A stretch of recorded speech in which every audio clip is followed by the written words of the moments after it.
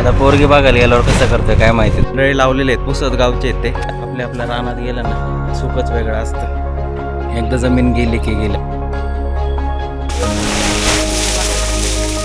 ओमकार लावून घेतोय सगळं.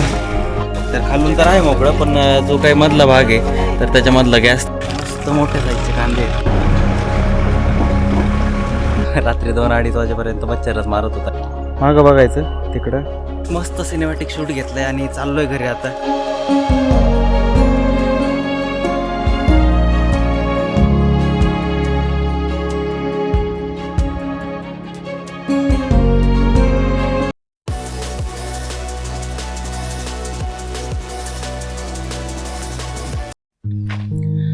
तर नमस्कार मित्रांनो, कशा आहात? मजेत ना? आणि शुभ दुपार. जवळजवळ आत्ताचे 3:30 वाजलेले आहेत आणि आज आपण आहो मावशीच्याच घरी. आणखीन पण मावशीच्याच घरी आहे. जवळजवळ 4था दिवस आहे मावशीच्या घरी.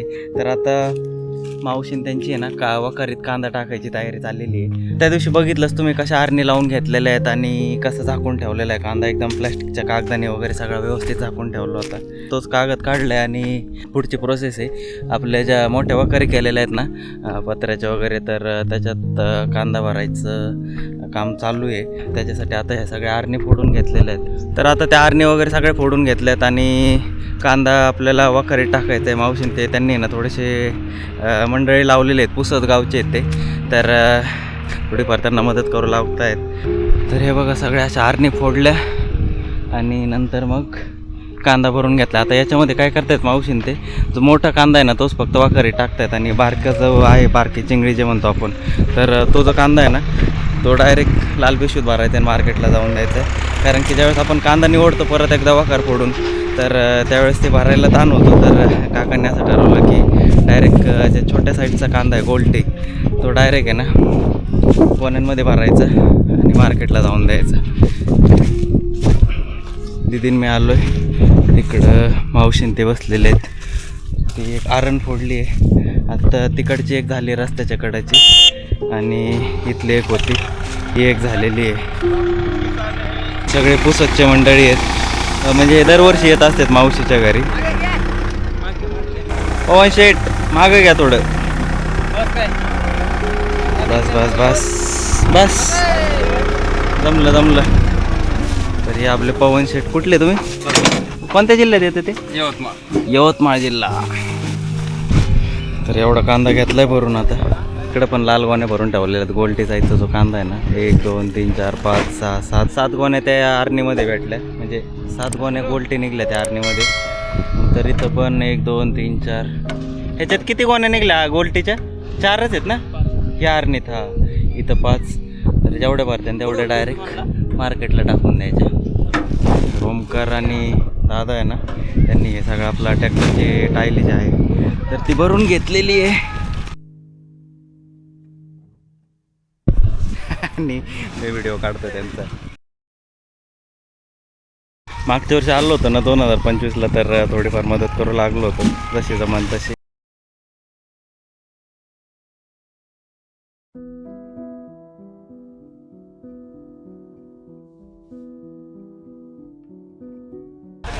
आमचा भाऊ आहे ना तोंड दाखवायला लाज होतो, पण आता पोरगी बघायला गेल्यावर कसं करतोय काय माहिती. तोंड बांधूनच जातोय का काय करतोय. रुमाल बांधून जाणार. हा चला आता चाललोय घरी. गाडी कशाला लागते ट्रॅक्टर असलं. हा ना, घेऊन जायचं का रे? नको रोडने नको.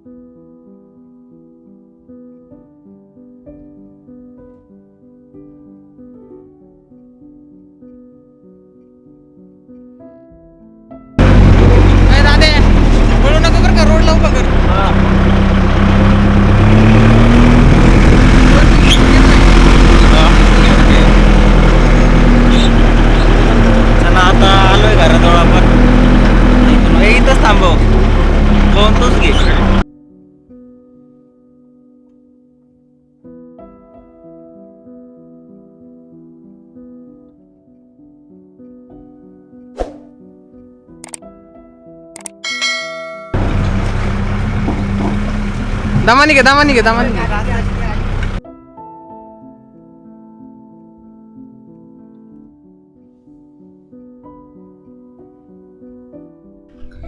तर आतापर्यंत एवढा कांदा भरून घेतलेला. किती गाळे झाले ओमकार? 2. तर सकाळपासून 2 गाळे झालेले आहेत. 2 गाळे म्हणजे भरपूर मोठं आहे. एक 6-7 फुटाचा असा एक गाळा. तर चला आता वखारीपाशी ट्रॅक्टर आणून लावलाय आणि आता चाललोय आतमध्ये. आतमधून दाखवतो तुम्हाला कशी भरली जाते वखार. तर मजा येते, म्हणजे घामाने अंग ओललं होतं डायरेक्ट. आपल्या गावाला पण कांदा आहे बरं का, पण विषय काय होतो आपल्या इथं एवढं निघत नाही.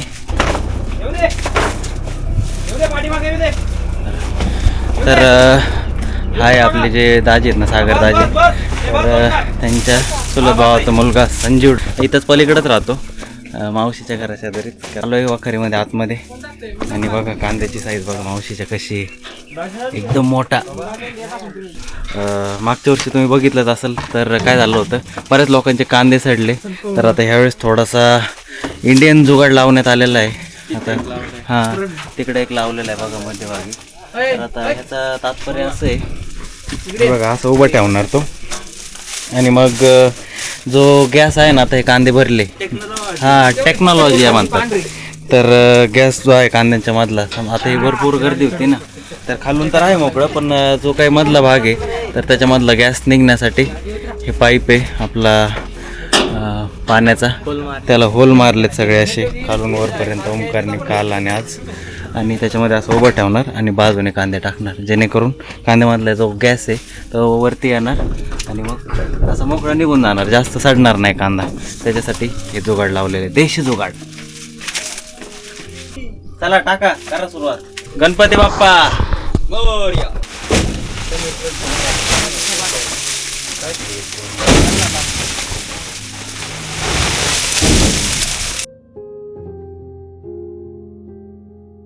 तर आता आहे ना आपण थोडंसं लांबच जाऊ, कारण की हे जे भिशी आणि गंधक आहे ना त्याचं लय पॅक करावं शकतो. हे आता 6-7 मिनिटातच एवढं खाली गेलंय.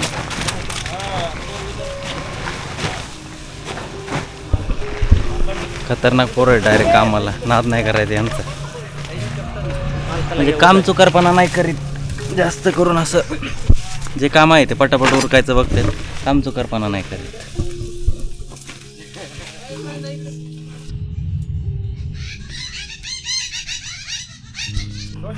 चला आता सगळा कांदा भरून झाला आणि आपल्या राहिलेल्या गोण्या पोरं टाकून घेते टेलरमध्ये. आता परत रानात जायचं आणि ज्या काय भरलेल्या बॅग आहेत गोण्या आहेत तर त्या परत आणायच्या. आणि नंतर आता ह्या गाळ्यापासून चालू करायचं. 4 गाळे झालेत भरून. 4 गाळे म्हणजे ते 2 जे खांबे आहेत त्याच्यामधला गॅप म्हणजे गाळे म्हणतो आम्ही त्याला. 1 2 3 4 एवढे भरून झालेत. हा पण भरला आहे, थोडासा राहिला आहे वरती. तर आता ते तिकडे जेवढं काय भरले जाते संध्याकाळी 6 5 6 6:30पर्यंत तर ते आणायचं आणि आज जेवढं होईल तेवढं भरून घ्यायचं. तर असं चाललं आहे आजचं सगळं मावशीचं त्यांचं काम. तर आता हे लोक आहेत ना मदतीला. मागच्या वर्षी आलो होतो मी, तर त्यावेळेस सगळे काकांचे मित्र वगैरे होते.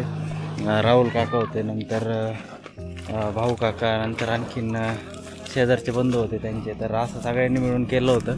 मित्रपरिवाराने भरपूर मदत केली होती मागच्या वर्षी.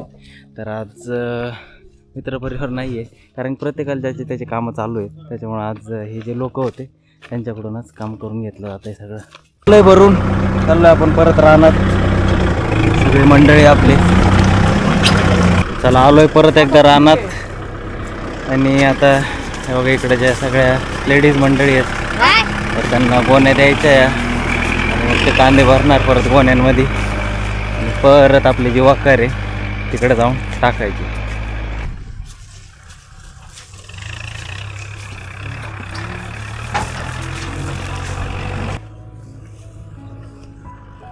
मस्त मोठ्या साईजचे कांदे आहेत आणि ह्या साईजचे जे आहेत ना तर ते डायरेक्ट गोण्या भरून बघा ह्या साईजचे डायरेक्ट मार्केटला पाठवायचं ठरलं आहे. मागच्या वर्षी ठेवले होते पण काही भरपूर सडले, त्याच्यापेक्षा मग ठेवून पण काही न होण्यापेक्षा डायरेक्ट पाठवलेले बरे. आणि परत ज्यावेळेस आपण वाकार पडतो त्यावेळेस आहे ना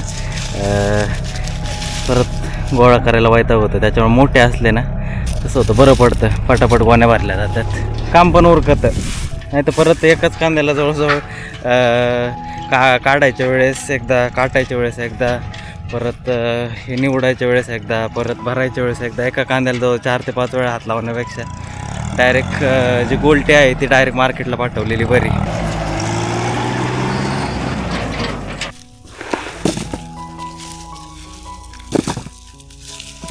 ह्याच्या गोण्या भरायच्या डायरेक्ट ह्या गोल्टीच्या का?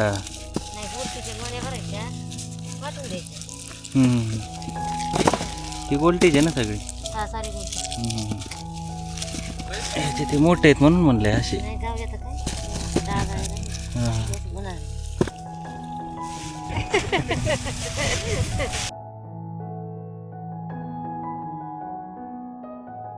एकच छोटी दिदी काय सगळ्यात, बाकी सगळे छोट्याले पोरच आहेत ना. एकच एवढे एक दिदी.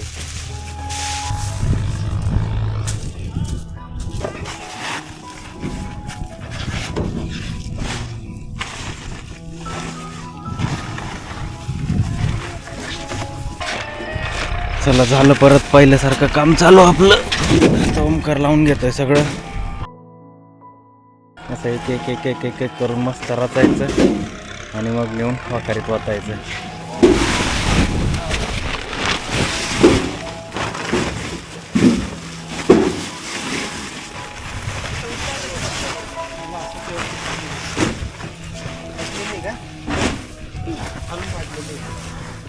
येऊ दे चल.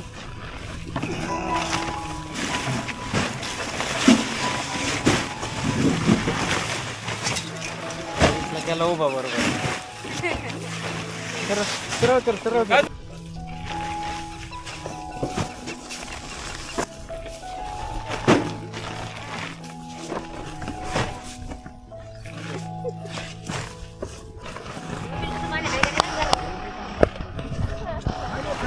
बघा अशी थप्पी लावून देतो मग बराच कांदा बसतो, म्हणजे असं. नाहीतर फक्त सपाट ठेवला ना एवढा बसत नाही. मग 10 वेळा चक्कर मारण्यापेक्षा अशी पद्धत केली जाते. डायरेक्ट टेलरमध्ये पण भरू शकतो. मग तिथं गेल्यावर कामायला परत काढा होता आणि टेलर पलटी करायला तेवढी जागा नसते, त्याच्यामुळे मग अशा पद्धतीने नेला जातो.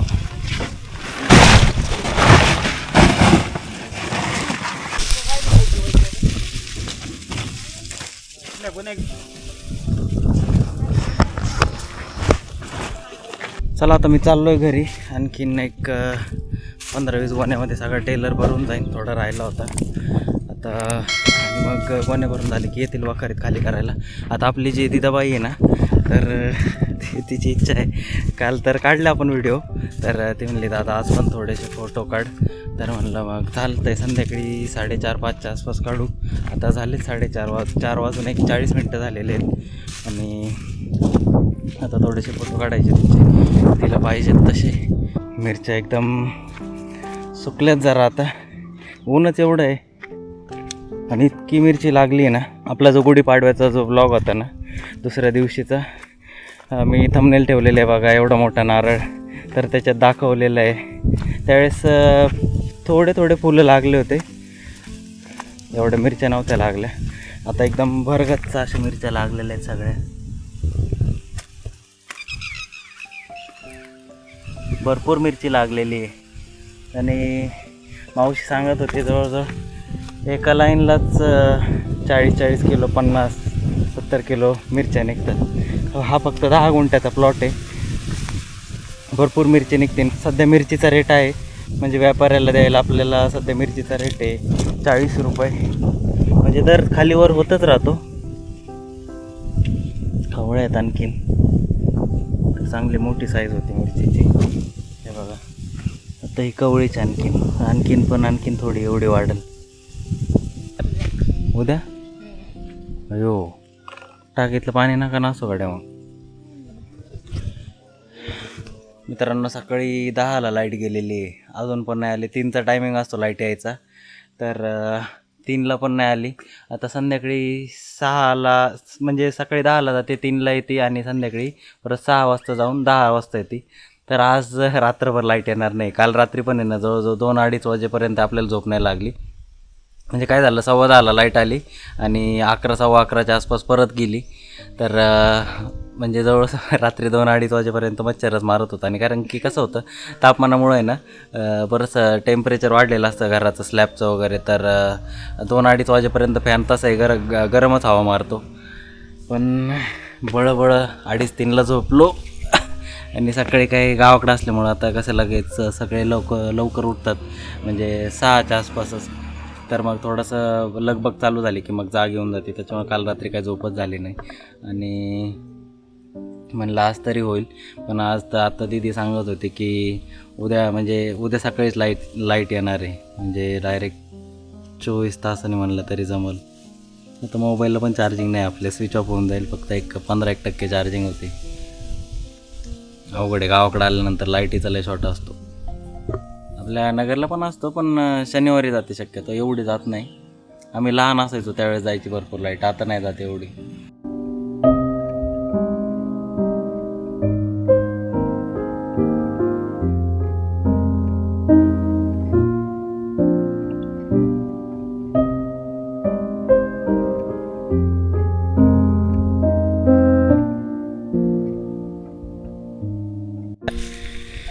हे बघा, मागच्या व्लॉगमध्ये मी दाखवलं होतं त्यावेळेस एकदम छोटी साईज होती कैऱ्यांची. आता एकदम मोठ्या झालेल्या आहेत. गावरान आंबा आहे, पण मस्त आहे. पिकल्यानंतर गोड लागतो. एकदम अशी मोठी साईज झालेली आहे आता.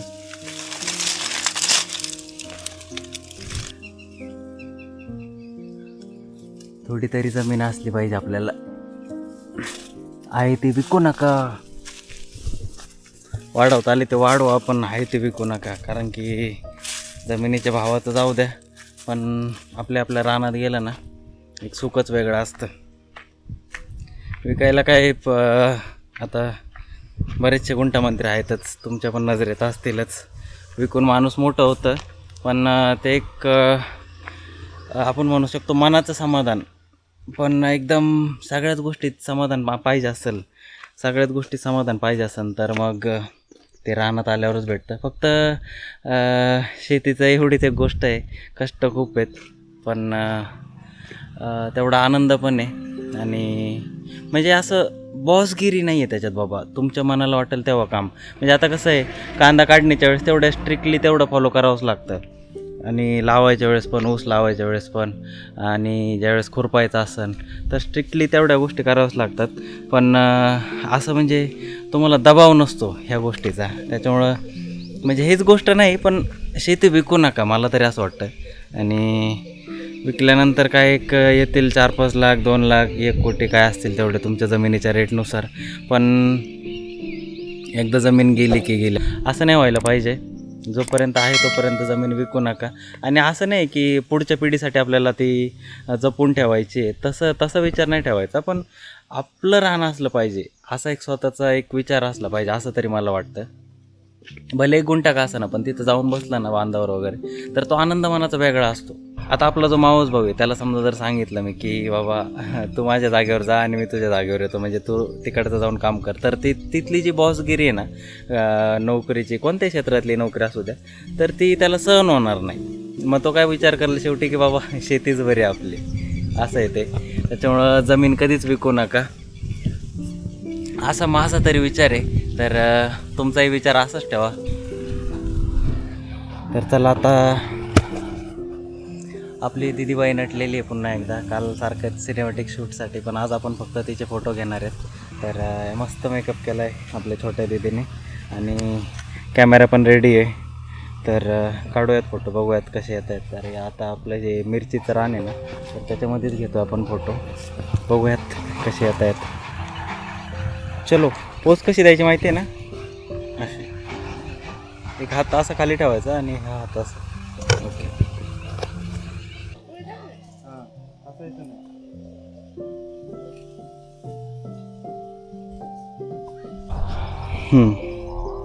मागं बघायचं तिकडं.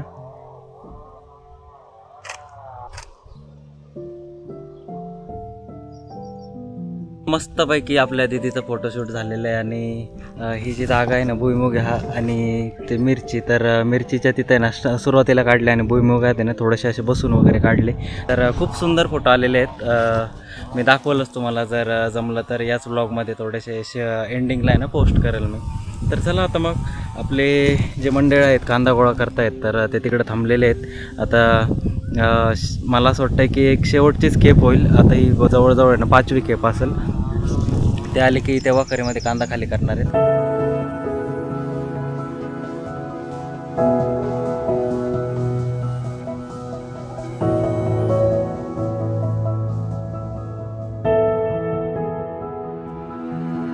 मस्त सिनेमॅटिक शूट घेतलं आहे आणि चाललो आहे घरी. आता आपल्यासोबत पवन जो आहे तर त्याचे छोटे बंधू वगैरे आहेत. हा त्याचा काकांचा मुलगा आहे. काय नाव रे तुझं? प्रवीण बुरकुले. अभिषे कसे कांदे काढले काय ते सगळं दाखवलं आज मी तुम्हाला. मावशीने त्यांच्या रानात काय काय काम केलं, म्हणजे आज काय काय काम होतं त्यांना ते सगळं दाखवलं आहे. आपल्यासोबत हे ते जे मंडळी होते सगळे पुसतचे, तर ते आता थांबले होते माझ्यासोबत. बाकीचे सगळे घरी गेलेले आहेत. तर आता मस्त सिनेमॅटिक शूट घेतलं आहे. आता आलो आहे घरी. तर आता थोड्या वेळानं जायचं आहे ओमकारला मला बाहेर. आणि असा होता आजचा दिवस.